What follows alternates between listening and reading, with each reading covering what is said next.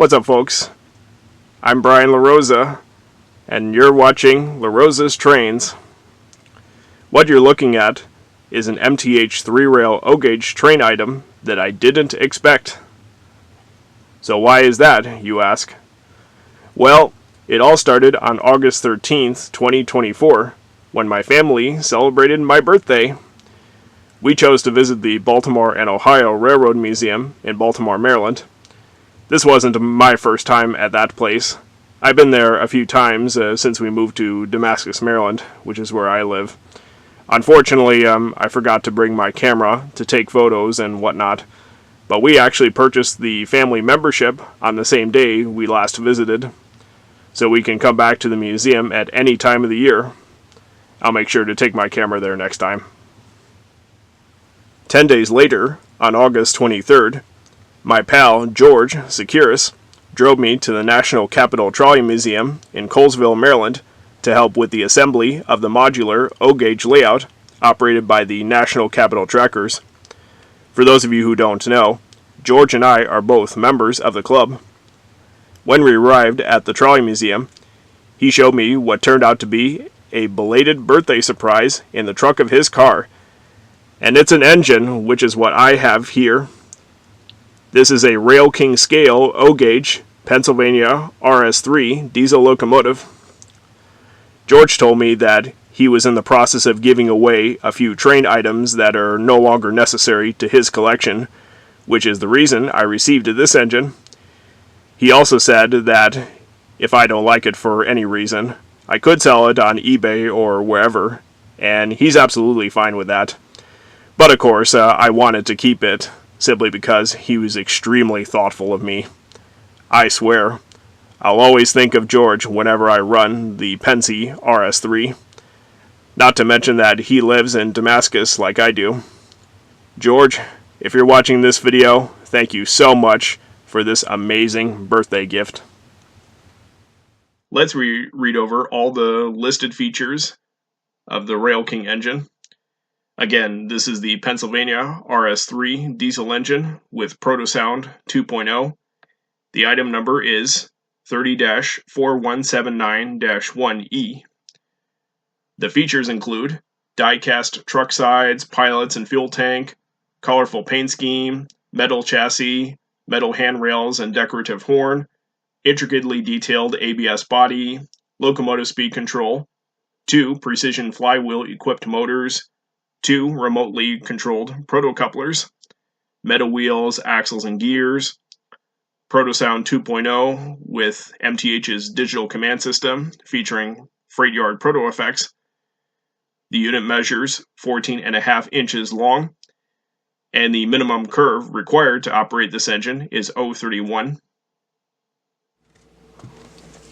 Okay, we're ready to unbox this engine, as I always do with my recent product reviews. So, let's see what it looks like inside.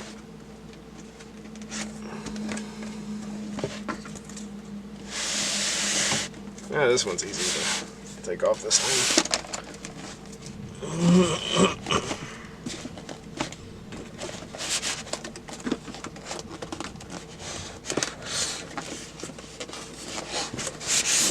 There. So the outer box is off. Here's the RailKing logo etched on the styrofoam.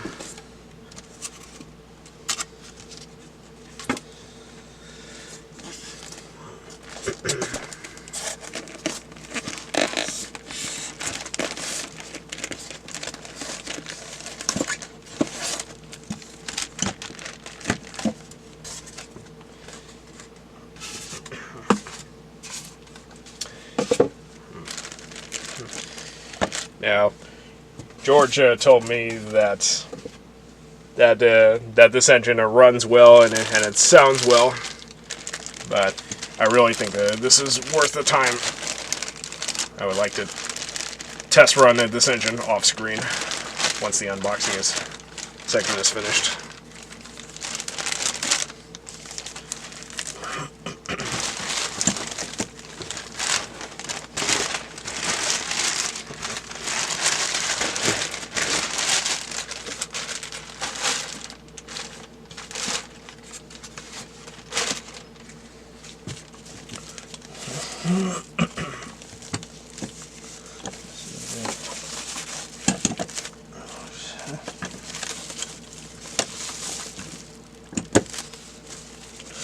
Whoa, that's amazing. And of course I'll take the foam pieces off.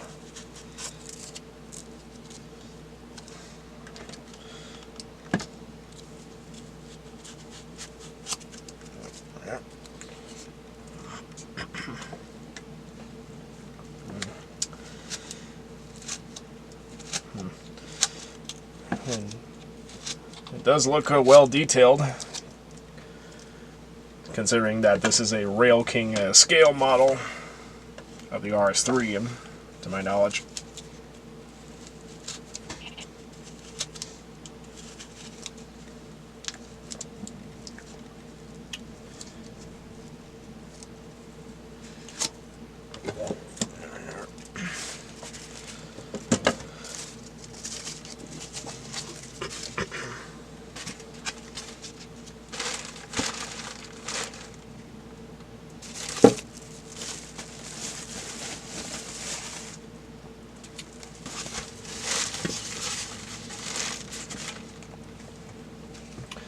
Well, here it is, the ALCO RS-3 in the Pennsylvania scheme.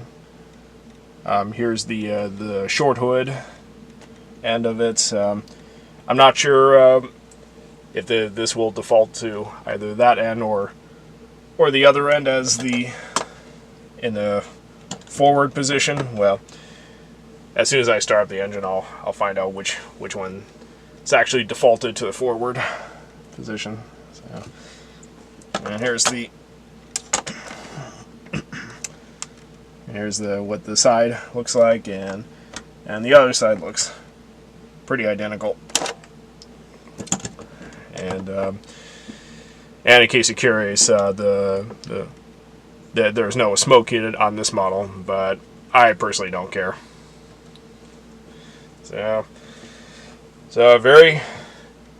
a very lovely model, and thanks to George. And so I'm going to test run this engine off screen. But while I do that, let's learn the history of the RS-3 and related models from ALCO.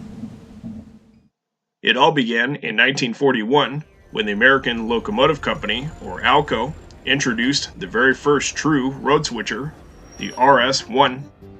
It is essentially a longer version of the S2 switcher, but with the short hood added and road trucks in place of switcher trucks. The nose was added to house a steam generator for those railroads who requested the RS-1s for passenger duty. Regardless, both locomotives were equipped with the same diesel engine type, the turbocharged 6-cylinder 539T, which can produce up to 1,000 horsepower. The 539 was later succeeded by the infamous 244 prime mover, designed to produce 1,500 horsepower with its 12 cylinders. This powered ALCO's next road switcher, the RS-2, in 1946. 4 years later, the 1,600 horsepower RS-3 was introduced and used the same 244 engine. In addition to the 4-axle RS series with B trucks, ALCO offered a few 6-axle road switchers in 2 options: RSC with A1A trucks and RSD with C trucks. The former has only 4 powered axles, while the latter has all 6 axles driven. When the RS-3 production ended by 1956, it turned out to be ALCO's best-selling road switcher of all time, with a grand total of 1,418 units. That is, 1,272 built by ALCO in the United States, and 146 by the Montreal Locomotive Works in Canada. Of all the locomotives, 48 were exported to Brazil, while the rest were, of course, for North American railroads. Although ALCO was known to be the pioneer of road switchers, it did not successfully surpass General Motors' Electromotive division as the #1 diesel builder in terms of locomotive sales, not to mention the reliability issues with the 244 series diesel engine. EMD achieved its victory due to the astounding mass production of GP7s and GP9s.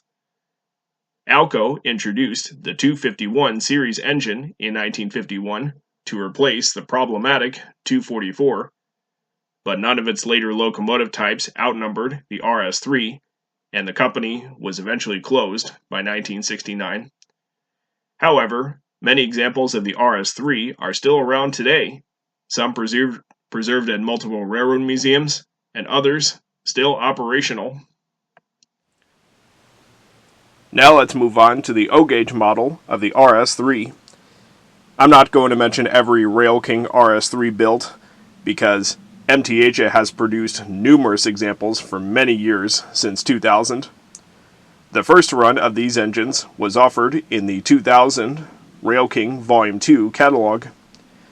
Now this diesel I have is an interesting one, because from what I researched on the MTH website, that actually came from a Pennsylvania starter set, number 30-4179-1, which was featured in the 2007 Ready to Run catalog.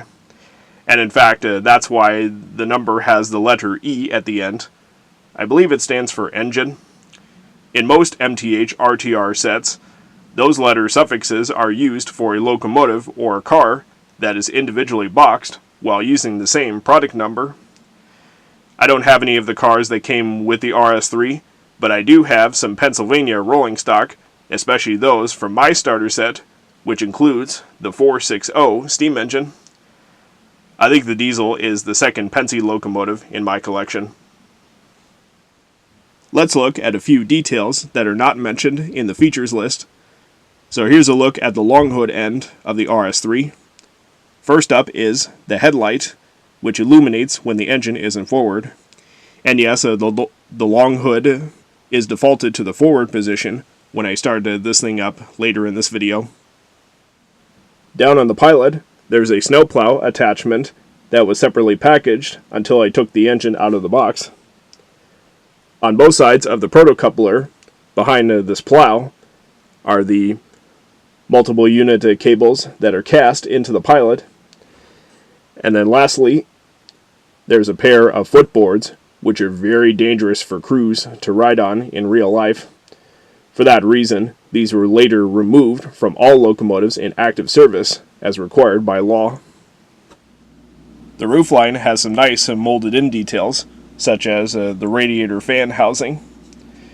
Now, as I said earlier, there's no smoke unit underneath the smokestack, but I'm still fine with this engine. Now, even though this is a RailKing model, the walkways do have safety tread, which gives a more realistic appearance. So, very nice. Here's a look at the short hood end, or the rear end, of the RS-3. There's another headlight that will only turn on when the engine is in reverse. There's an add-on brake wheel underneath it. And there's another pair of MU cables and footboards on the pilot. And in case you're curious, the cab doors do not open. Now, as a side note, the RS-3 can be identified by viewing the battery boxes on both sides of the short hood. These were absent on its predecessors, the RS-2 and RS-1. As usual, let's take a brief look at the underside of the RailKing RS-3. There are 4 pickup rollers, 2 per truck, and 4 traction tires, 2 on each end of the fuel tank. Under the tank is the speaker for the sound system, and then above the front truck, specifically at the long hood end, are a couple of engine controls. One is the manual sound volume screw, and the other is a port for the MTH Proto-Sound 2 battery charger that can be plugged into a wall outlet. So I assume this engine is equipped with the 3-volt PS2 system. Alright, we're just about ready to run the RS-3. Now, like all MTH engines equipped with DCS, this one has the extended startup sequence, which is what I'm going to demonstrate. I will also activate the extended shutdown sequence when I finish running the train, so let's crank it up.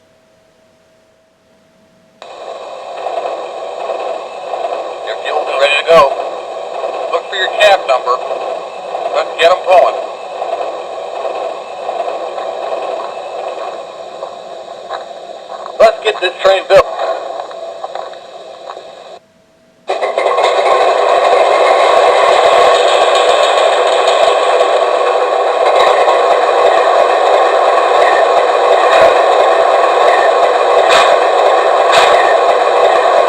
Go ahead, pull them out. I got it clear now.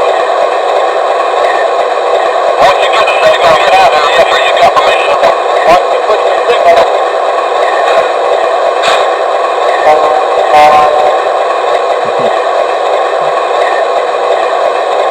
I like the sound of the diesel engine cranking. It sort of resembles a General Electric 4-cycle engine. GE used to provide electrical components for ALCO until the latter's closure. There would never be a good O-gauge diesel without a horn, so here's how it sounds.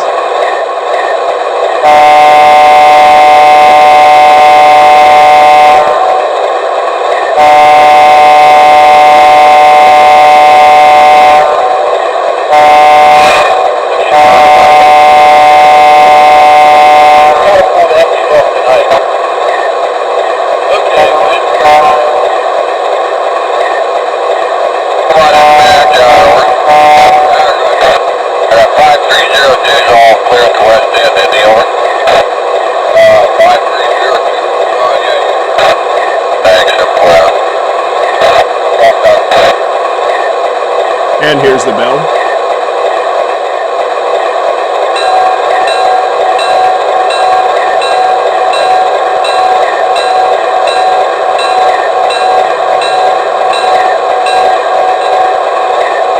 Let's sample the idle sounds with some crew dialogue. How you coming there at DC North? Yeah, we let that 5338 pull out of it. Right, okay, thank you. Wow. There sure are a lot of empties in this train. Gotta pull the empties off tonight. 6 o'clock first, we're back 9. Thank you for your help today, over. Oh, thanks for keeping us moving. Well, some days we just don't have an opportunity to do what we like to do. Alright, well, check the seal on the car. We got 5 hours to do it. Let's get this train built. Is that knuckle set? That's back on the desk. Once you get the signal, get out of there after you got permission. Go ahead, pull them out. Which means we need a new train order. I got it clear now. If the weather signal is clear, come on by, using caution. Watch the switch the signal. And here are some miscellaneous sounds available on this engine. Okay, we're in break time. Which means we need a new train order. Thank you for your help today, over. Oh, thanks for keeping us moving. Go ahead, pull them out.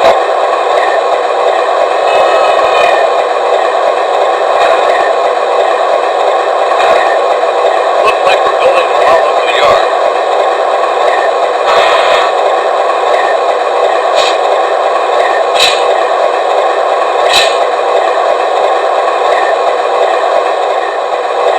Before I started running the train in a couple minutes, let me play the labor effects to demonstrate how a typical ALCO diesel works hard at a higher notch.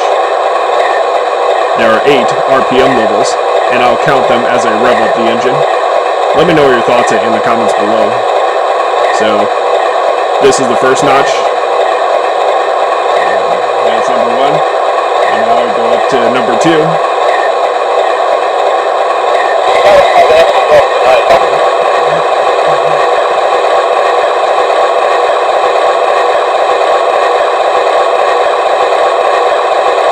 Number 3.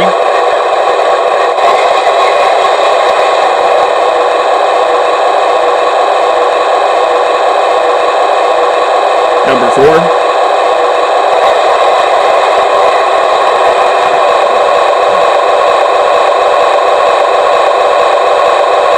Number 5.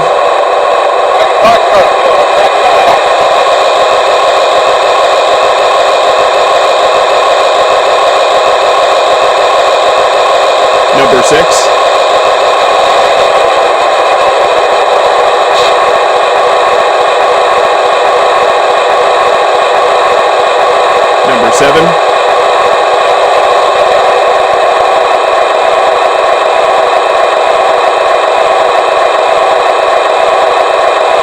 And number 8.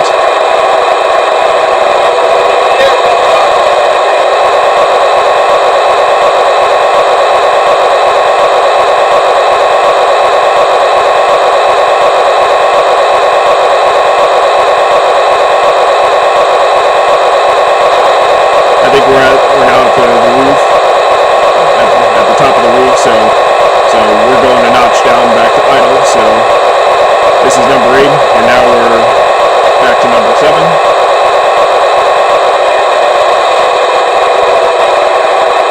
Number 6.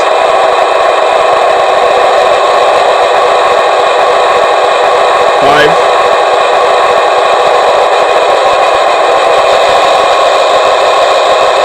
4.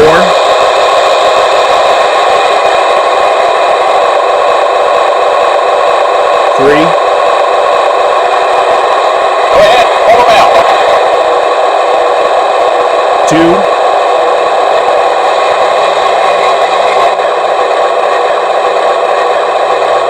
And 1.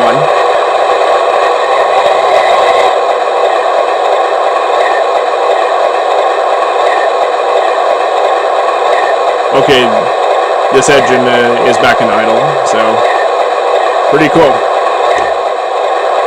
Okay, let's give this locomotive a spin around the layout. Here we go.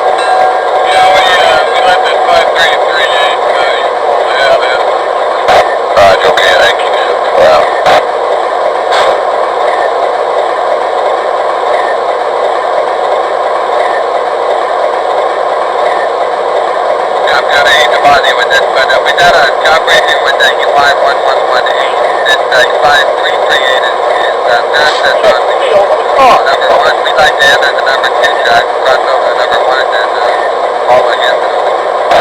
I have nowhere for you guys to go for about an hour or so. Keep doing it.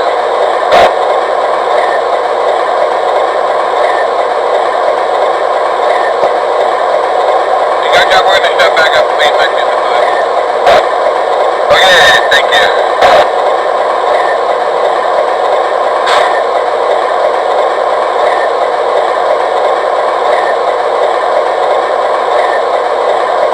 Come on, dispatch, over. 5302 is all clear at the west end, any over? 5302, yeah. Thanks, up 4 out.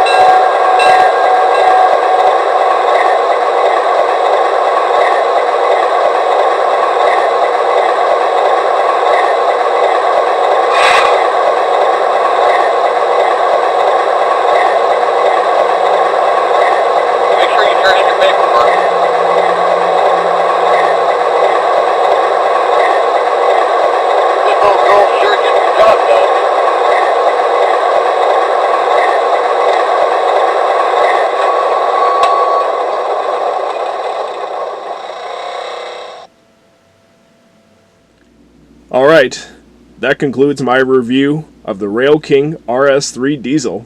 It runs very well and it sounds great. Now, because this engine is a pretty generic model, I can't think of my favorite feature this time around, other than the fact that George donated to me as part of my birthday celebration. I just can't thank him enough for such a generous gift. I once sent him a deck of locomotive flashcards for his birthday last spring, and he told me that I didn't have to. Likewise, I honestly felt the same way when George chose to give me the RS-3. Needless to say, this engine is a wonderful surprise. Now, even though it already separated from its RTR set, I still believe it has its own value, and it is considered the finest ALCO road switcher in the O-gauge hobby. And now for La Rosa's Pick of the Month. Well, it's about the same person that I mentioned a few times throughout my review. On the National Capital Trackers website, there's a video displaying some of the greatest O-gauge locomotives operated by club members. The narration was especially provided by my good friend George, who did an excellent job describing every engine on screen. Whether you're familiar with the Capital Trackers or not, I highly recommend watching this video. Link to the webpage is in the description. If you'd like to support La Rosa's Trains, I would greatly appreciate it. That can be done through my Patreon page at patreon.com/LaRosasTrains. Patrons will receive exclusive benefits, which are all explained directly on this page. Link in the description. Your contribution, regardless of your preferred membership, is essential not only to me, but to the future of La Rosa's Trains. If you like this video, please give it a thumbs up, and be sure to hit the subscribe button so you can see what's coming up next from this channel. Anyway, that's all for now, and as always, thanks for watching. I'm Brian La Rosa, and I'll see you next time.